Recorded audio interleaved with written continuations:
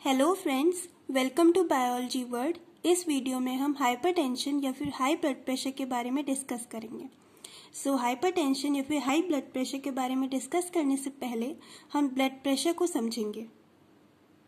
Blood pressure is the force of blood pushing against the walls of blood vessels.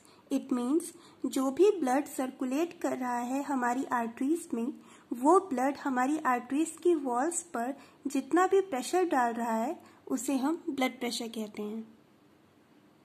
Blood pressure की 2 readings होती हैं, systolic blood pressure and diastolic blood pressure.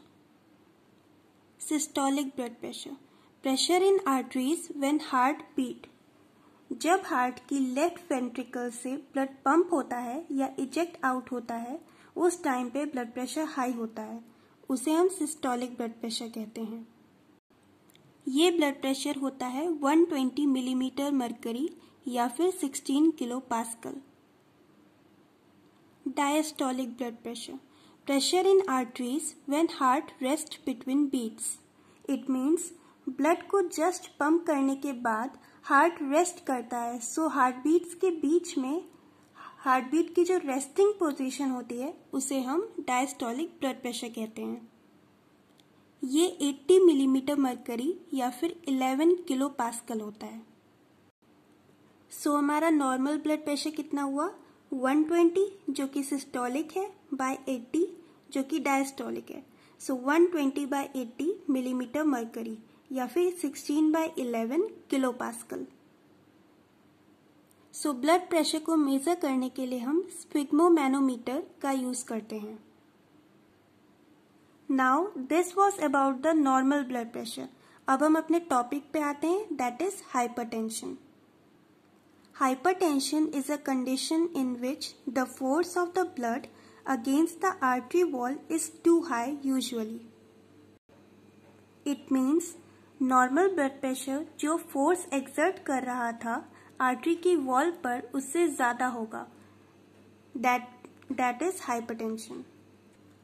Systolic blood pressure greater than 140 millimeter mercury and a diastolic blood pressure above 90 millimeter mercury. और both over a sustain period. It means या तो हो सकता है सिर्फ सिस्टोलिक ब्लड प्रेशर बढ़ा हो या फिर डायस्टोलिक ब्लड प्रेशर बढ़ा हो या फिर दोनों ही बड़े हो सकते हैं।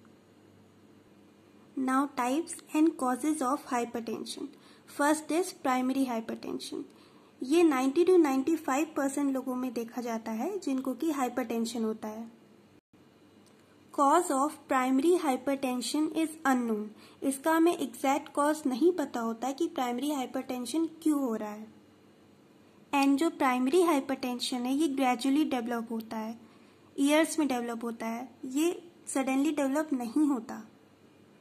कुछ रिस्क फैक्टर्स और रिसर्च से ये पता चला है जो कि प्राइमरी हाइपरटेंशन को कॉज कर सकते हैं। फर्स्ट इज जेनेटिक और family history. Second, lifestyle, lack of exercise, stress, obesity, tobacco, salt, alcohol, unhealthy dietary habits, age and metabolic disorder. Secondary hypertension. Secondary hypertension 5 to 10% people में देखा जाता है। Secondary hypertension is caused by an identified cause. It means हमें पता होगा कि secondary hypertension किस cause की वजह से, किस डिजीज की वजह से हमें हो रहा है। सेकेंडरी हाइपरटेंशन ज़्यादा सीवियर होता है as compared to primary hypertension. इसके भी डिफरेंट कॉजेज होते हैं। First one is narrowing of arteries that supply blood to your kidneys.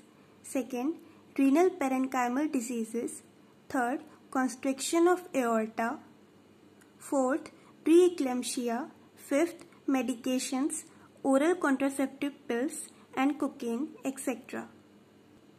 Now, symptoms of hypertension. Usually क्या होता है, हाइपरटेंशन को साइलेंट किलर भी बोला जाता है। ये कोई भी सिम्टम शो नहीं करता है until ये सीवियर स्टेज पे ना पहुंच जाए। जब ये बहुत ज़्यादा सीवियर स्टेज पे पहुंच जाता है तब ये सिम्टम शो करता है। इसके जो साइलेंट सिम्टम्स हैं वो ये हैं: severe headache, dizziness, nausea and vomiting, irregular heart beat, fatigue and confusion, shortness of breath. Now, complications of hypertension. In severe cases, hypertension leads to serious health problems like heart failure, paralysis, and also affect other body organs like kidney, liver, etc. It means severe cases में hypertension बहुत ज़्यादा dangerous हो सकता है, इससे heart failure या फिर paralysis भी हो सकता है. Treatment of hypertension. Do exercise और sports activity, improve lifestyle, release stress, proper medications, do asanas like Sukhasana, Padmasana, Vajrasana, Tadasana etcetera. I hope आपको ये वीडियो पसंद आई होगी. Thank you.